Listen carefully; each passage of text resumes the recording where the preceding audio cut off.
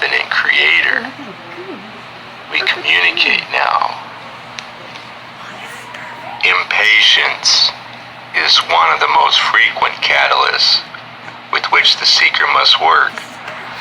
When a general outline of the path of evolution is seen, it is often too enticing to resist jumping ahead of one's actual place upon the path and making quickly for the goal. It is suggested to carefully place the foundation of one's house before hanging the roof. Seems sound. It brings to mind the old saying, there is never time enough to do a thing right the first time, but there is always time enough to do it over. Note also how any thought and action, when carefully scrutinized, can lead one to the basic distortions or lessons that one is working on.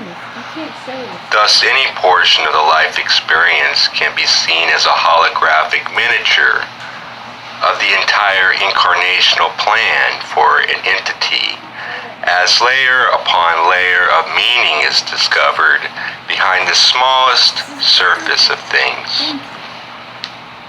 This is not because the events in our world are naturally filled with layers of meanings, though this is also true, but because we subconsciously color the events in our lives in the way that we have pre-incarnatively decided will provide us with the opportunities to learn what we wish to learn.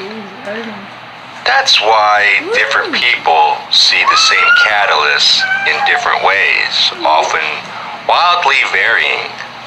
As we work with these colorations, distortions, reactions in a conscious manner, we begin to accept ourselves for having them because we begin to see the purpose behind them.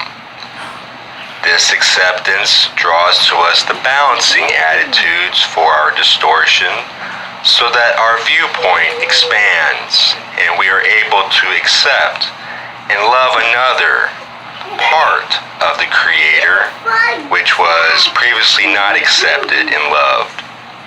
Love, then, is the potential product of any distortion.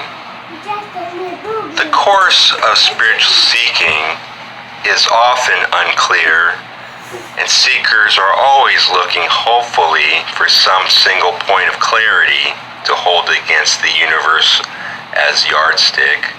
Certainly, the remembrance of love itself suffices in this wise, but this remembrance comes slowly when we are caught up in our reactions. We each have these hooks that catch us up, and there is some time that passes before we are reoriented. But we are not always attentive, no matter how abreast of things we hope to be. We can continue to catch ourselves in the act, rather than swinging around in a supposed shortcut that keeps us from seeing into why we get caught. It is a real breakthrough when you see yourself getting caught. This moment reveals to us that inner distortion we've been looking for. Once we can see the mechanism, we can far more efficiently work on its release. I think the goal here is not to be without error, but to see our error more clearly. We are human. We will err. It is impossible not to.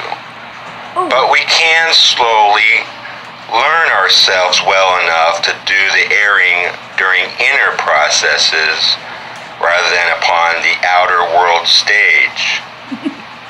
Perhaps one day all the buttons from childhood and other traumas might become released and we will be clear, and perhaps not.